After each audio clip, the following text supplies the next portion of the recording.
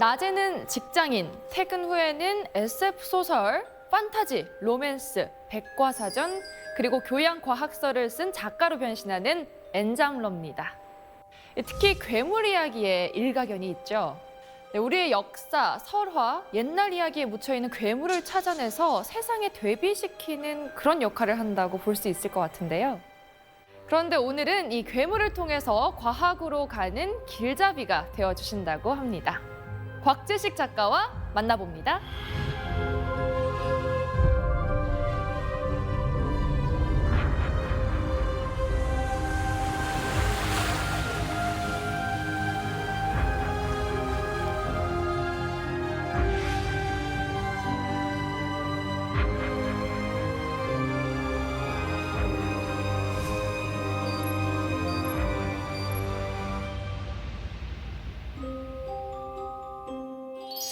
네, 곽재식 작가님 반갑습니다. 소설가인 동시에 공학 박사님이시잖아요. 그러니까 오늘 이야기와 과학의 만남이 굉장히 기대가 됩니다. 과학이라는 게 되게 작은 단서에서 뭔가를 계속 추리하고 추론하고 해가지고 어떤 모르는 것을 알아내고 추측하고 하는데 굉장히 좋은 도구지 않습니까? 그래서 이런 이야기를 만들어내고 작은 소재에서 풍성한 내용을 풀어나가고 하는데 좋은 그런 수단이 될 수도 있는 것이 또 과학 기술이기 때문에 그런 식으로 괴물 이야기에 과학을 살짝 가미를 해가지고 더 많은 이야기를 풀어보는 그런 방식으로 한번 여러분들께 이야기 들려드려 보려고 합니다. 네, 좋습니다. 사실 저는 완전 문과 체질이거든요. 그래서 오늘 처음으로 좀 과학에 흥미를 느낄 수 있을지 좀 궁금하기도 하고 기대를 해보도록 하겠습니다. 네, 그럼 한번 강연 만나볼까요?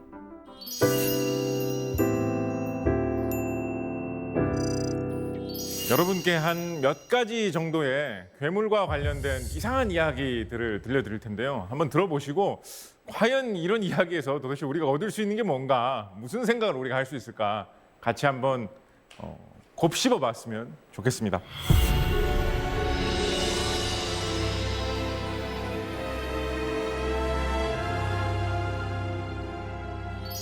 먼저 첫 번째 여러분들께 들려드릴 이야기는 요정 이야기입니다. 요정 하면 뭐 어떤 거 생각나시죠? 이렇게 곤충 모양의 날개를 달고 날아다니는 아주 조그만 사람 같은 그런 건데 마법을 부릴 수도 있다. 뭐 이런 거 생각하시는 분들 많으실 거예요. 오늘의 우리의 이야기는 1917년에 영국의 코팅리라는 어느 마을에서 있었던 한 이야기부터 시작해 보려고 합니다. 사건의 내용은 요정을 실제로 보았다라는 이야기입니다. 언뜻 들으면 굉장히 황당한 그런 사건일 것 같고 20세기가 시작된 지도 이렇게 시간이 지난 현대에 일어난 사건으로서 화제가 별로 안 됐을 수도 있는 사건이었을 것 같은데 어떻게 해서 아직까지도 유명한 요정 사건으로 남아있을 수 있었을까요? 우선 첫 번째 원인으로 생각해 볼 수 있는 것은 영국 사람들이 이런 요정 이야기를 굉장히 좋아한다라는 것입니다. 셰익스피어의 유명한 연극 한여름밤의 꿈에도 요정이 등장을 하고 헨리 퍼셀 같은 음악가가 작곡한 요정 여왕 같은 유명한 오페라, 음악극도 있죠. 피터팬의 팅커벨을 요정의 대표로 떠올리시는 분도 많으실 텐데 역시 마찬가지로 제임스 매슈벨이라는 영국의 작가가 쓴 이야기에 등장하는 요정이죠.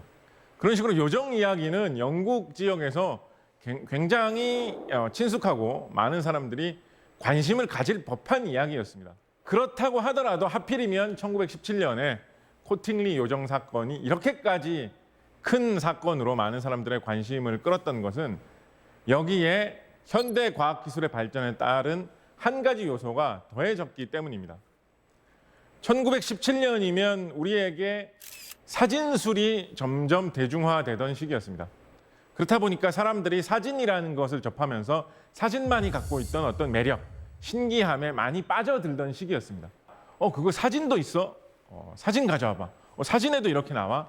그럼 이거 진짜겠네. 사진상으로 봐도 이렇다니 정말 심각하구나. 사진에 나온 것은 진실로 믿는다는 그런 생각이 확산되어 있던 시기였습니다. 1917년 코팅리 요정 사건은 바로 요정이 사진에 찍혀 나왔다라고 해서 굉장히 화제가 되었던 사건이었습니다.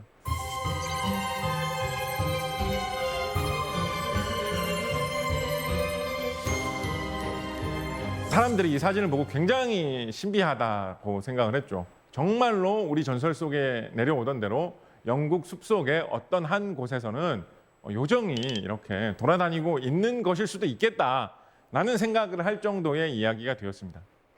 한편으로는 사람들에 따라서는 아니 어떻게 요정이 세상에 있을 수가 있겠느냐.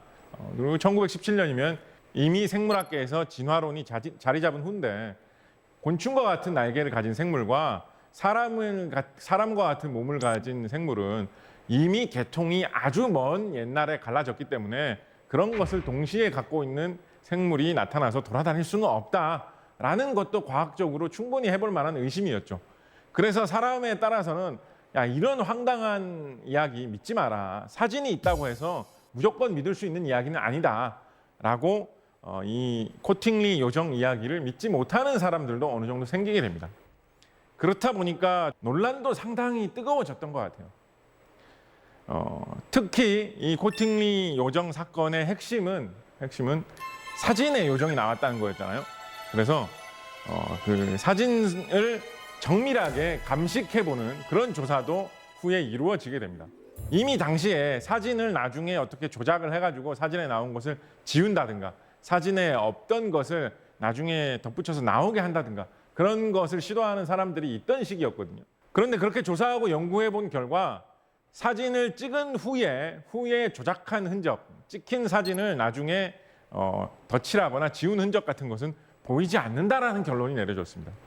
그러니까 사진의 신빙성이 더 올라갈 수 있지 않느냐라는 주장을 하는 사람들이 더욱 기세 등등해질 만한 그런 조사 결과였죠. 이 사진의 비밀이 세상에 밝혀진 것은 이 사진 사건으로부터 66년이 지난 1980년대 초의 일입니다. 이 사진을 당시에 촬영했던 그리고 사진의 주인공이기도 했던 당시 사진에 함께 나왔던 그 청소년들이 사진 사건의 진실에 대해서 세상에 알린 것이죠. 주인공들이 밝힌 사건의 진실은 무엇이었느냐?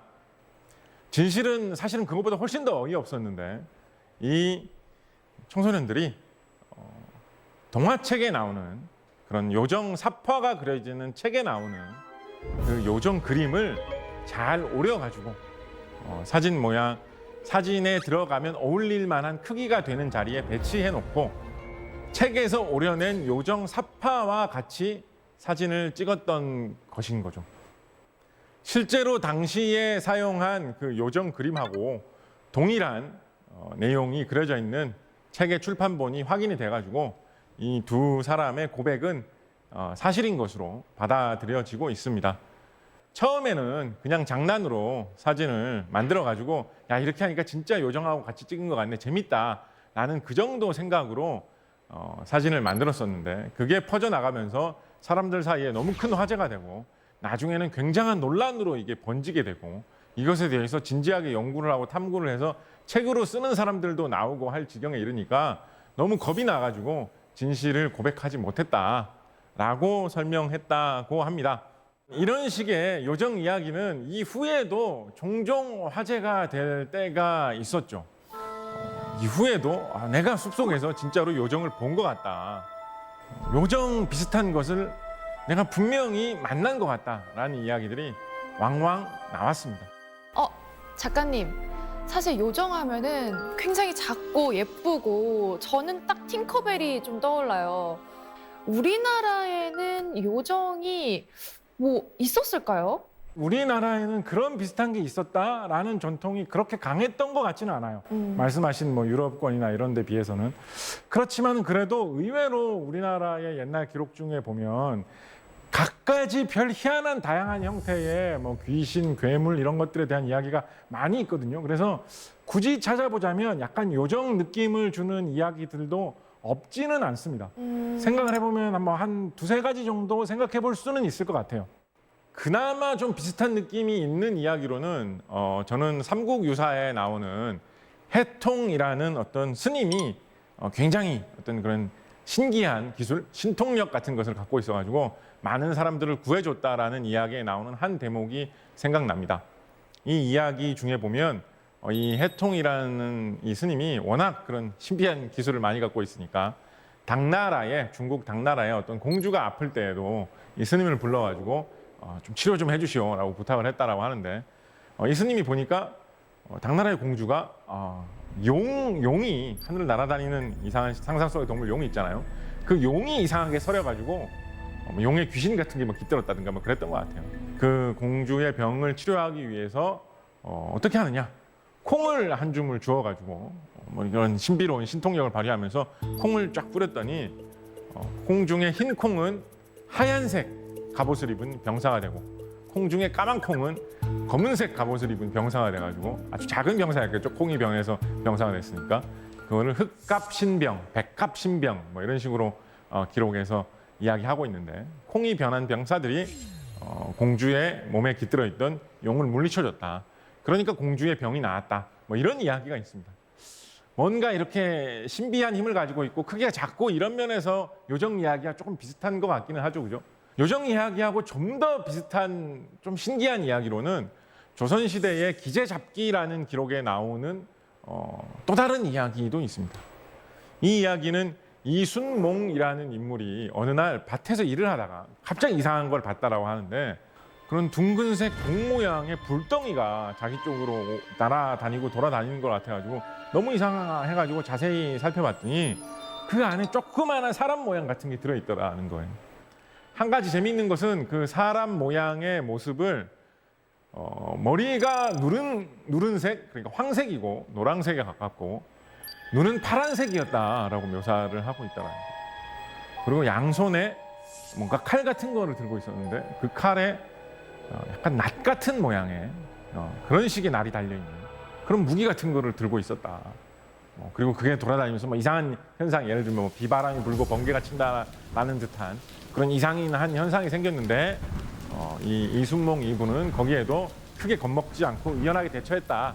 뭔가 친근하고 우리에게 도움을 주고 마법으로 뭐 사람에게 뭐 약간 장난을 친다든가 이런 친근한 느낌의 요정 이야기에 비해서는 뭔가 약간 사악하고 무서운 느낌을 준다는 면에서 이 기재잡기 속에 나오는 이 파란색 눈이 형형하게 빛났다라고 하는 이 이야기 속에 이상한 것이 요정하고 닮았으면서 다르다는 느낌도 듭니다.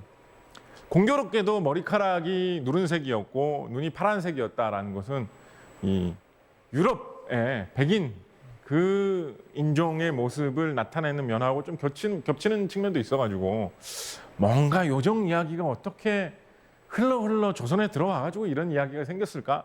뭐 그런 생각도 하게 되는 재밌는 면이 있기는 하죠.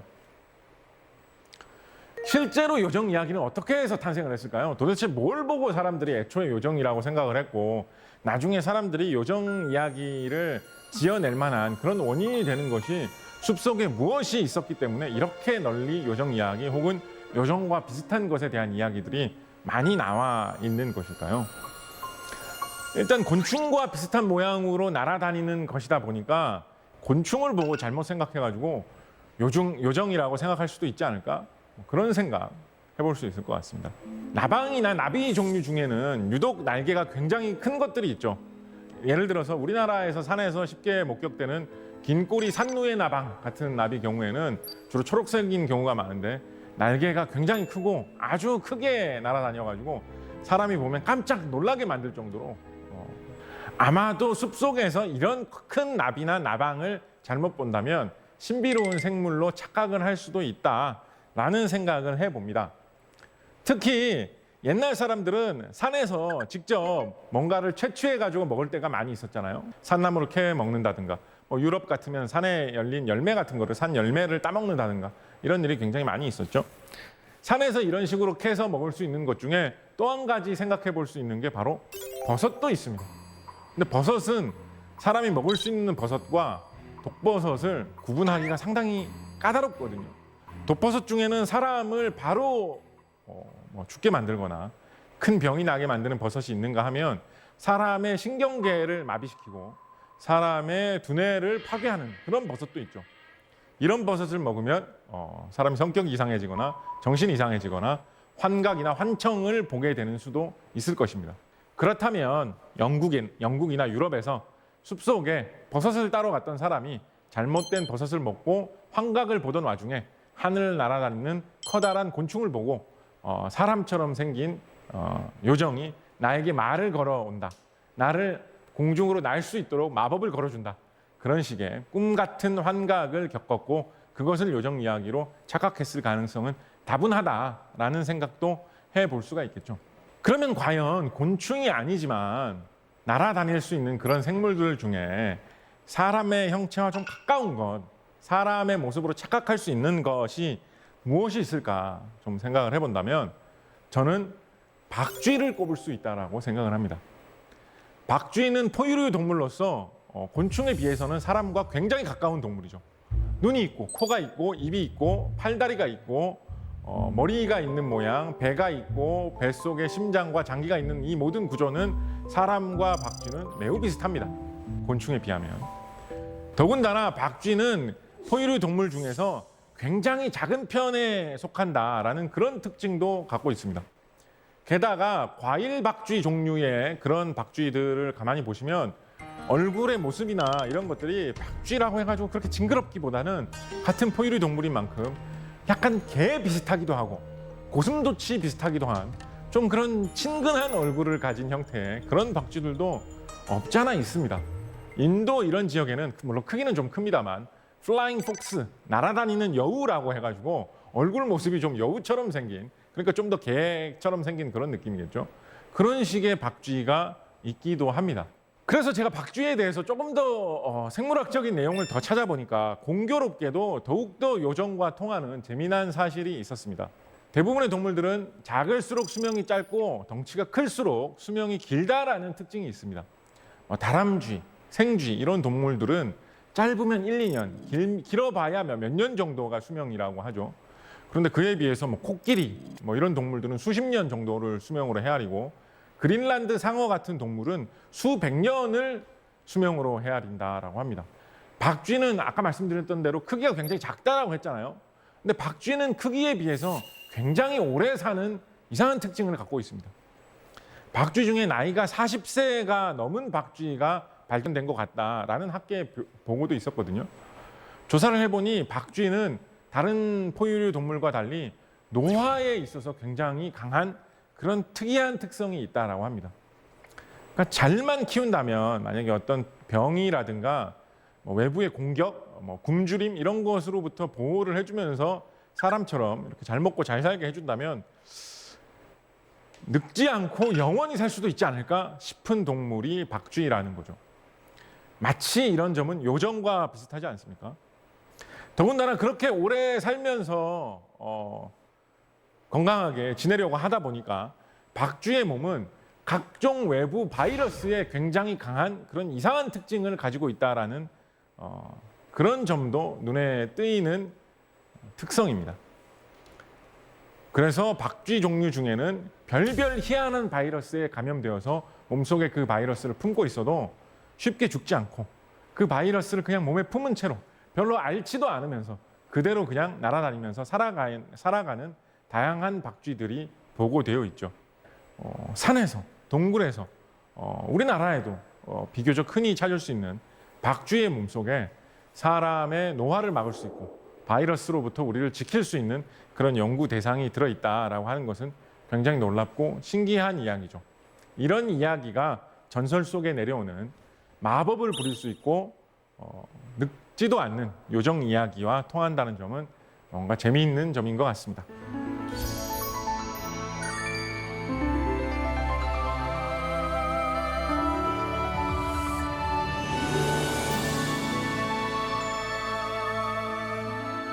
다음으로 여러분께 들려드릴 이야기는 흰 여우 이야기입니다.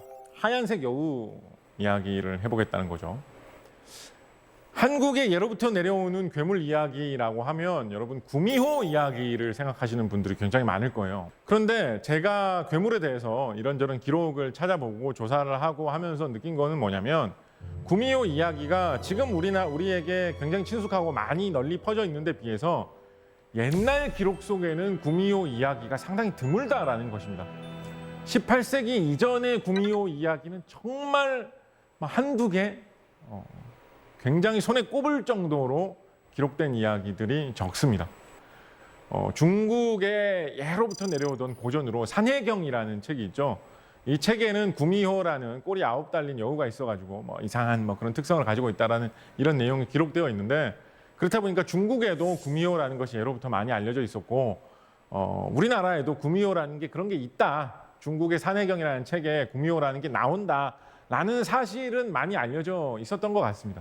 일본 같은 경우에는 구미호가 굉장히 무서운 그런 악귀, 악당으로 나오는 그런 이야기들이 상당히 많이 유행했던 기록들이 보이거든요.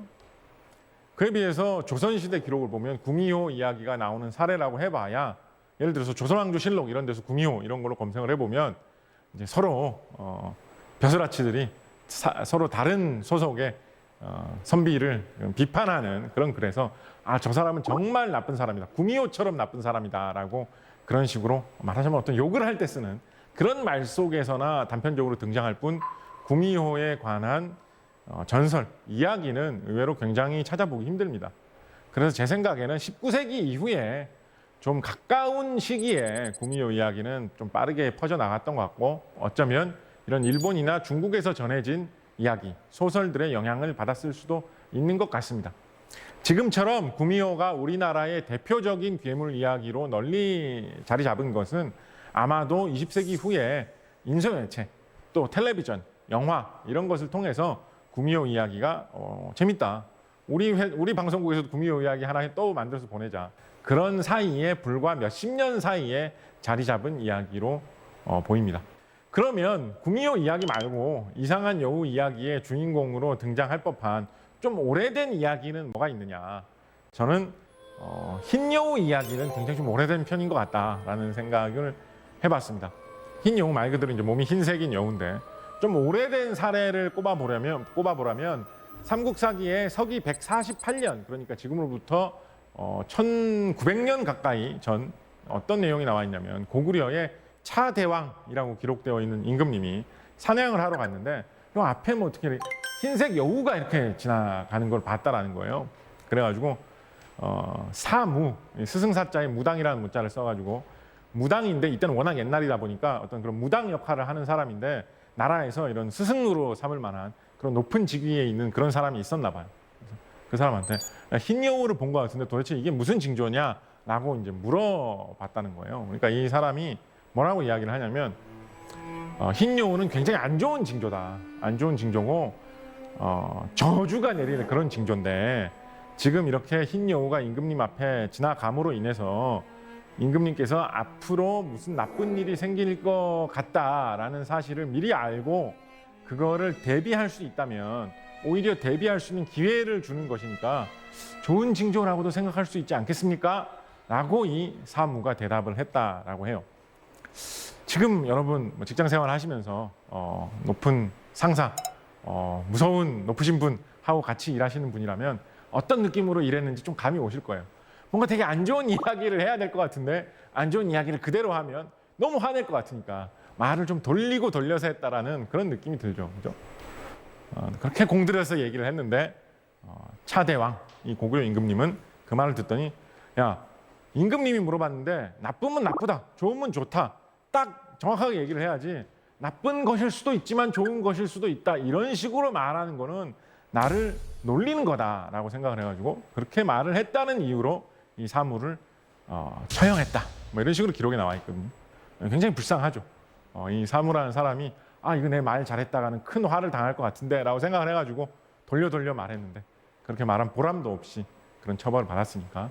그러니까 적어도 1800년 전에 흰 여우가 굉장히 요사스럽고 안 좋은 징조다라는 그런 인식이 고구려 한국 사람들 사이에 좀 퍼져 있었던 것 같아요.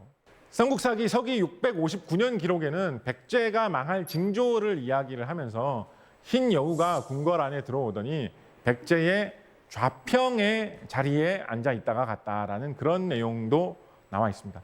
좌평이라는 것은 백제의 대충 한 정승 정도, 하여튼 고위 공직에 해당하는 높은 그런 신분에 해당하는 그런 자리를 말하는 이름인데, 그런 아주 높은 사람이 앉는 자리에 흰 여우가 앉아 있다가 갔다라는 내용이 나라 망할 징조로 묘사가 되어 있습니다.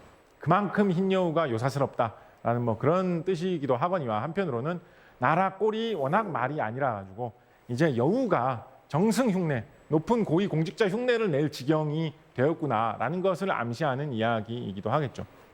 사실 동물이 흰색으로 보이는 것은 알비노증이라고 해가지고 가끔가다 색소가 만들어지지 않으면 있을 수 있는 일이죠. 흰 까치가 발견되는 경우도 있고 사람도 알비노증이 있으면 유독 이렇게 온몸이 하얗게 보이는 그런 경우가 있을 수가 있는 거죠. 그래서 크게 이상한 일은 아닌데 우리나라에서는 동물이 흰색이면 뭔가 신령스럽다라는 그런 인식이 있어가지고 대표적으로 제주도 같은 경우에는 제주도 한라산 꼭대기에 있는 그 샘이 백록담이라고 해가지고 흰색 사슴이 노는 샘이다라는 뭐 그런 식으로 흰색 사슴을 굉장히 신성시하는 그런 식의 이름을 붙인 사례도 있었고 그 외에 흰색 호랑이, 백호가 굉장히 신령스럽다든가 뱀 중에서는 흰색 뱀, 백사가 굉장히 신령스럽고 귀한 것이다라든가 그런 인식이 있었죠.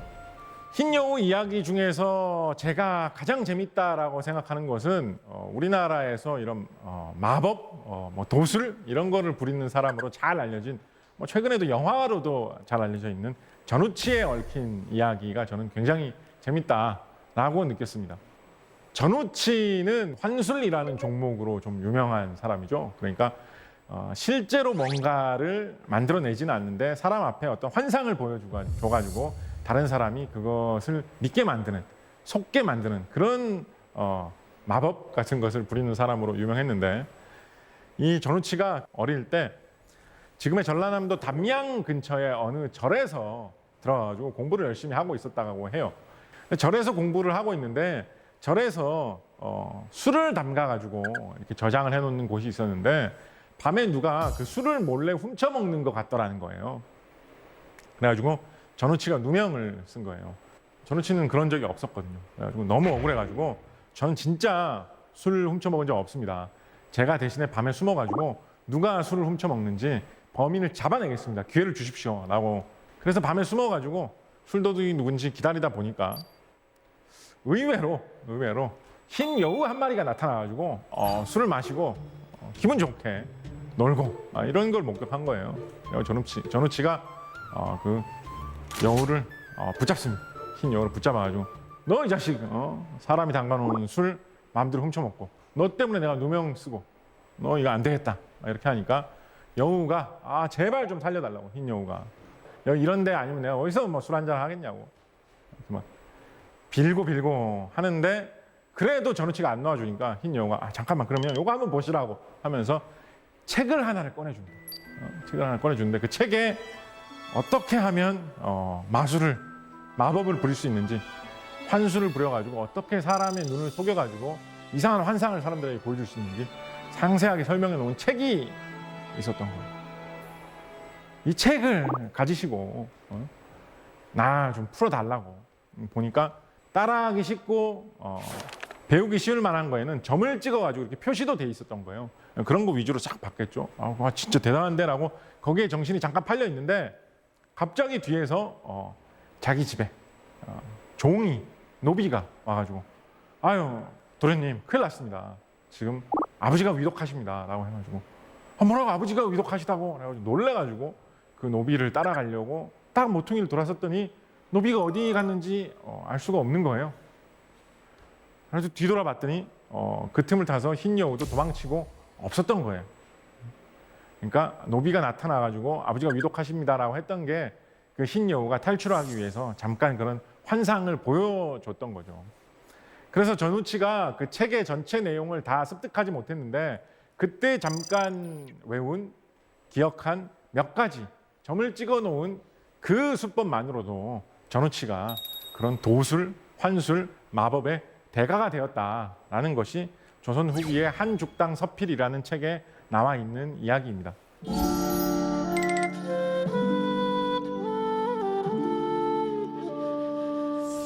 요즘 한국의 어떤 판타지적인 소재, 환상물의 원천이 될 수 있는 한국적인 소재, 한국의 전통이라고 하면 한 90년대 이후로 좋게 한 20년 이상 동안, 30년 동안 저승을 소재로 한 그런 이야기들이 굉장히 많았던 것 같아요. 저승에서 온 이승을 돌아다니면서 어떤 마법적인 능력을 가지고 뭐 이런 선과 악이 싸운다, 뭐 귀신이 어떻게 나와가지고 뭘 하는데 그거를 다시 저승으로 돌려보내기 위해서 어떤 그런 놀라운 기술을 가진 누구가 싸운다, 뭐 이런 식의 저승을 소재로 한 이야기가 한국의 전통적인 환상물의 소재로서 최근에 굉장히 많이 유행을 했던 것 같습니다.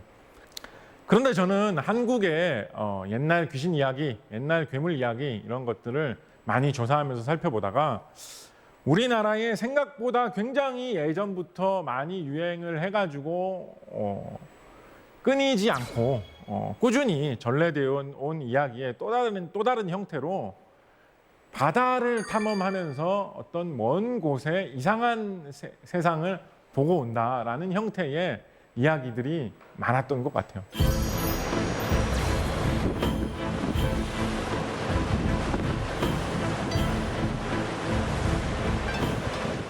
조선 중기를 대표하는 대표적인 이야기책인 어우야담, 유몽인 선생이 쓴 어우야담 같은 경우에는 어떤 식의 이야기가 있냐면 폭풍우 때문에 바다를 오랫동안 떠내려가서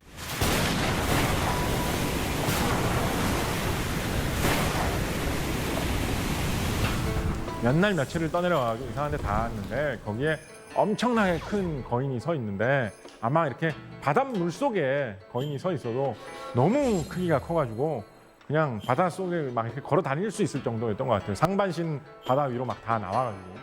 근데 그 우뚝 선 모습이 너무 커가지고 하늘을 찌를 듯이 컸다, 이런 식으로 묘사가 돼 있는데, 그런데 그 거인이 사람을 막 공격해가지고 사람을 위협하니까 그 배에 타고 있던 사람들이 도끼로 거인이 손을 뻗을 때마다 찍어가지고 겨우겨우 물리치고 벗어나서 탈출했다, 뭐 이런 식의 이야기가 있고, 유만주라는 사람이 쓴 통원고라는 그런 글에 보면 그 기문이라는 한 절에 어떤 사람이 비슷하게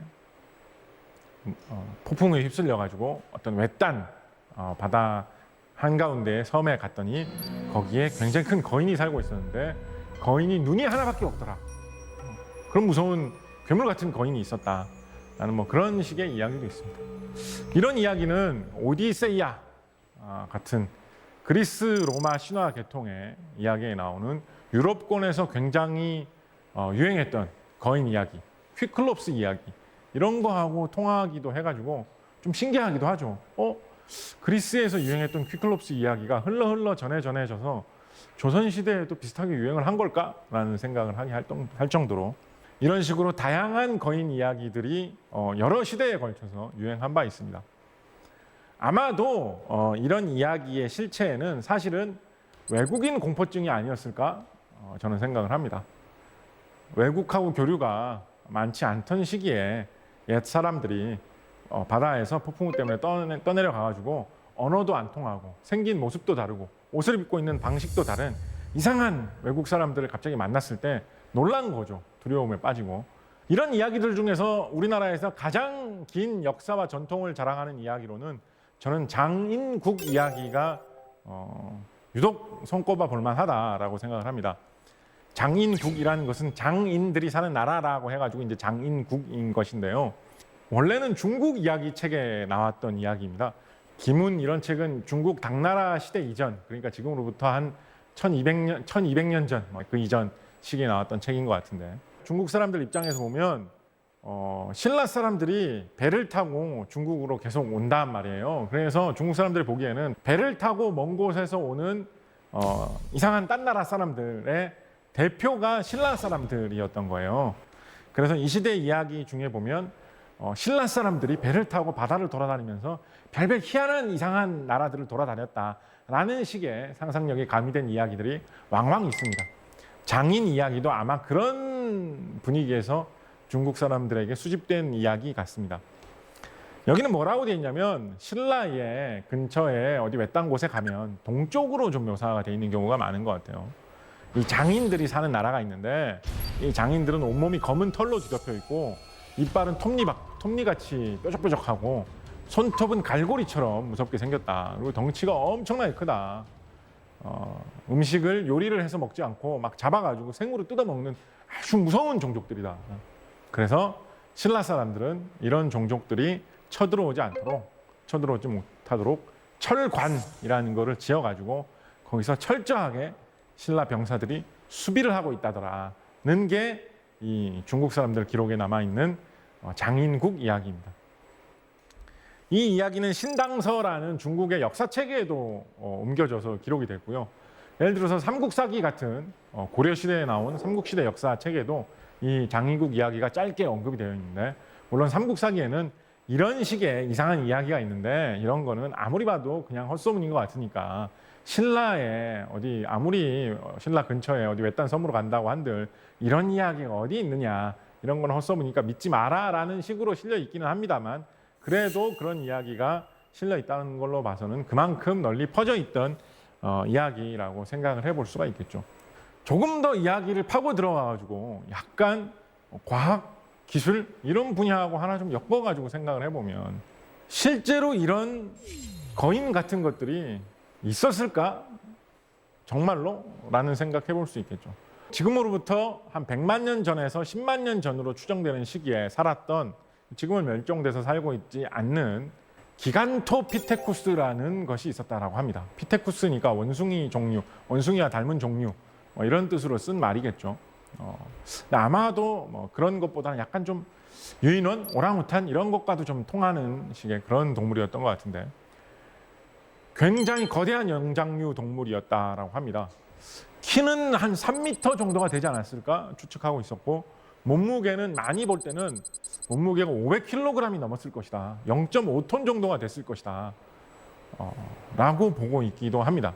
최근에는 좀 더 정밀하게 조사가 되면서 그렇게 크지는 않았을 것이다 라고 생각하고 있기도 한데, 이 동물의 화석이 발견된 지역이 하필 중국, 베트남 같은 아시아 지역이라고 합니다. 그러니까 어디까지나 상상이고 그냥 지어내 본 이야기입니다만, 만약 아주 먼 옛날 이 기간토피테쿠스 중에 살아남았던 몇 안 되는 무리가 어디 산속 깊은 곳, 섬 외딴 곳에 한두 마리, 세네 마리 마지막으로 살아남아 있었다면, 그것을 신라 사람들 혹은 신라 사람들의 먼 조상들이 목격을 하고 거인들이 사네, 엄청난 무서운 거인 같은 괴물이 사는구나, 이런 이야기를 남겼고, 그것이 전래돼서 장인국 이야기 같은 것이 될 수도 있지 않았을까라는 생각을 해볼 수도 있겠죠. 그렇지만 어디까지나 상상 속의 이야기에 불과합니다만, 조금 더 상상이 아니라 현실적으로 좀 더 생각을 해볼 만한 것은, 도대체 이 거대하고 무섭게 생긴 아무도 위협할 수 없었을 것 같았던, 키 3m에 달했을 수 있을지도 모른다고 생각하는 이 거대한 짐승이 왜 멸종했을까?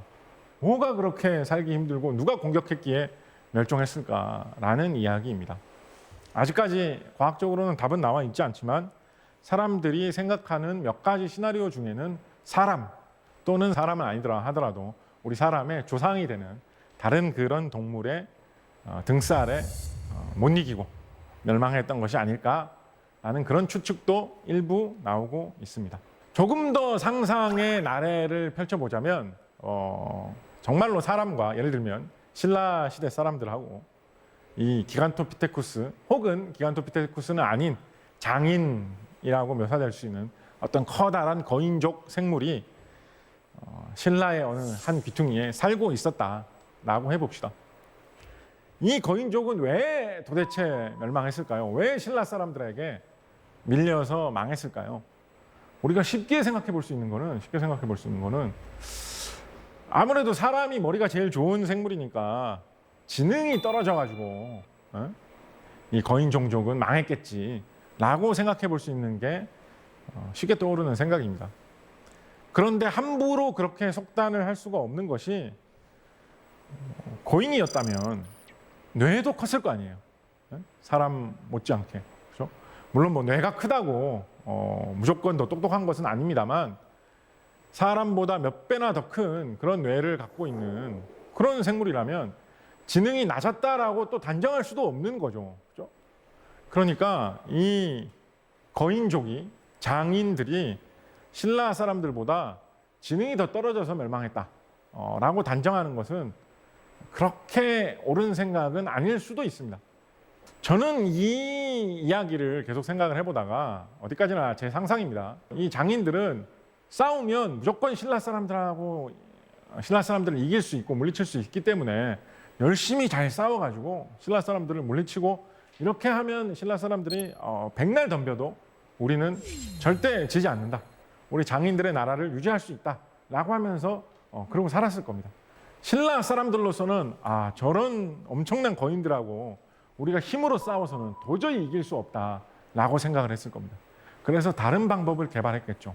아마도 신체의 능력을 활용하지 않고도 거인들을 제압할 수 있는 신무기를 만들거나 여러 사람이 협동을 해가지고 한 마리에 한 명의 장인을 제압할 수 있는 새로운 전술을 개발하기 위해서 노력을 했을 것입니다. 그렇다 보니까 힘이 세고 이빨이 날카로운 것만 믿고 무기를 개발할 필요가 없었으니까 무기를 개발할 생각을 하지 못했던 장인들은 결국은 갖가지 무기를 개발하고 갖가지 전술을 개발하는 신라 사람들을 이길 수 없었을 수밖에 없겠다. 그러다 보면 장인들은 서서히 신라 사람들에게 뒤져서 멸망할 수밖에 없겠다라는 이야기를 상상해 볼 수 있겠죠. 어디까지나 상상입니다.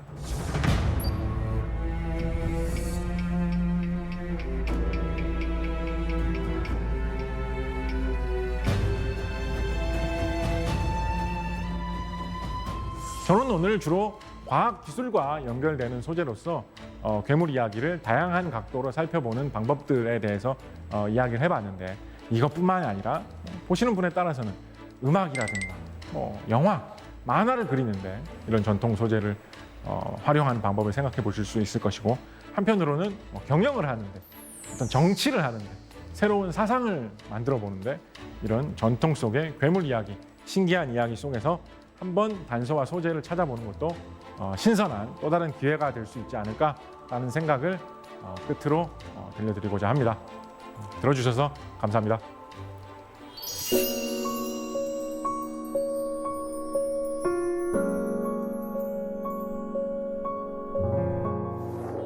네, 강연 잘 들었습니다. 제가 어릴 때 할아버지한테 옛날 이야기 들었을 때처럼 정말 빠져들어서 강연을 들었는데 이 괴물이라는 문을 통해서 우리가 과학이랑 조금 더 가까워질 수 있는 그런 시간이 되지 않았나 싶어요. 그렇죠. 괴물 이야기하면 뭐 종교적인 것 쪽으로 연관시키시는 분들도 많고 또 무서운 이야기고 하니까 어떤 공포, 무서움 이런 쪽으로 연결시키는 경우도 많은데 의외로 이런 과학기술 쪽으로 이야기를 연결시켜서 좀 이렇게 살펴봐도 또 이야기가 다른 각도에서 재밌어지는 그런 측면도 많이 있다는 그런 것도 한번 생각해 보시면 좀 더 생각이 풍부해질 수 있는 그런 계기 될 수 있을 것 같습니다. 네, 좋습니다. 사세계 공동체 여러분께서 미리 보내주신 질문이 있다고 하는데요. 한번 만나볼까요? 네, 김진희 씨의 질문입니다. 괴물에 대해 탐구하시잖아요. 특별히 괴물에 대해 관심을 갖게 된 이유가 있으신가요? 2006년, 2007년 그때쯤이었던 것 같아요. 벌써 뭐 10년 이상 막 이렇게 지났네요. 그래가지고 옛날 소설 같은 것 중에 좀 이렇게 재밌는 소재가 될 만한 거 없을까라고 생각을 해가지고 옛날 이야기책, 옛날 기록 이런 것들을 좀 찾아가지고 소재를 찾기 위해서 좀 보기 시작했습니다.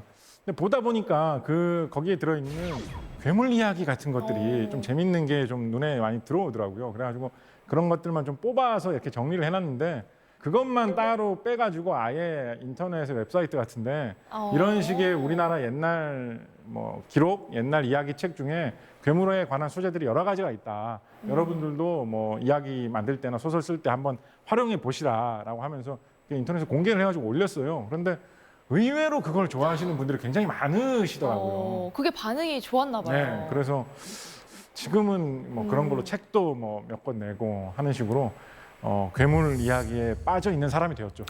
정말 우연한 기회가 작가님을 괴물에 빠지기까지 만들었던 것 같습니다. 그렇습니다.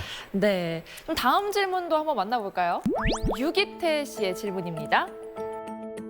요즘 좀비에 대한 드라마가 많은데요. 한국 괴물 중에 영화로 성공할 만한 괴물이 추천해 주신다면 어떤 괴물이 있을까요? 한국 괴물 중에 영화로 성공할 만한 괴물을 추천해달라는 그런 질문이었습니다. 어떤 괴물이 있을까요? 제가 비슷한 질문을 받으면 항상 꺼내는 이야기가 있는데요. 우리나라 옛날 기록에 조선시대 후기 기록에 굉장히 많이 나오는 괴물로 강철이라는 곳이 있습니다. 강철. 요즘에는 깡철, 깡철이 이런 식으로 부르기도 하는데 이게 그 조선 후기 사람들 사이에서는 어떤 괴물의 대표 같은 걸로 어느 정도 인식되고 있었던 그런 면이 있었던 것 같아요. 심지어 속담 중에서도 강철이 간 곳은 가을도 봄과 같다. 이런 속담이 있었다라고 해요. 그럼 강철이 조선시대 괴물을 칭하는 용어 같은 거였어요? 그러니까 강철이라는 어떤 특정한 그런 괴물이 있었다라고 생각하는 것 같아요. 아. 강철이 간 곳은 가을도 봄과 같다라는 말은 뭐냐면 가을이면 이제 추수를 해가지고 되게 넉넉한 시기여야 되는데 네. 강철이 나타나면 농사를 다 망치게 돼가지고 봄처럼 아무 곡식이 없는 상태가 된다. 이런 뜻으로 쓰던 말이죠. 그래서 기록 중에 보면 용하고 비슷한데 몸에 털이 나 있다. 이런 식으로 돼 있는 기록도 있고 용하고 비슷한데 말처럼 생겼다. 소처럼 생겼다. 이런 식의 기록도 많이 있는데 공통점은 뭐냐면 하여튼 이게 나타나면 농사를 망친다는 거예요. 어떤 기록에는 큰 가뭄이 많이 들어가지고 농사를 망친다라는 설도 있고 어떤 기록에는 갑자기 비바람이 몰아치고 폭풍우가 몰아쳐가지고 농사를 망친다라는 식의 이야기도 있거든요. 그러니까 이 농사가 잘못되면 조선시대 사람들로서는 산업이 농업밖에 없으니까 큰일 나잖아요. 그쵸. 그러니까 그런 자연재해가 일어나면 농사가 망하는데라는 그 걱정이 강철이라는 어떤 이 괴물로 이렇게 좀 형상화돼가지고 많은 사람들이 믿었던 것 같아요. 깡철이라는 거는 오늘 지금 작가님도 처음 들었어요. 네, 그래서 뭔가 이거를 소재로 재밌는 거를 누군가 만들어 주시면 좋을 것 같고요. 괴물이 나타나서 도시를 습격하는 이런 이야기인데 그게 200년 동안 잠들어 있던 조선의 강철이다 이런 식의 이야기도 좀 재밌을 것 같고 그런 것도 한번 저는 기대를 해봅니다. 그러네요. 이 깡철이 과연 영화로까지 발전이 될 수 있을지 기대를 해보도록 하겠습니다. 네, 오늘 강연 잘 들었습니다. 작가님 고맙습니다. 감사합니다.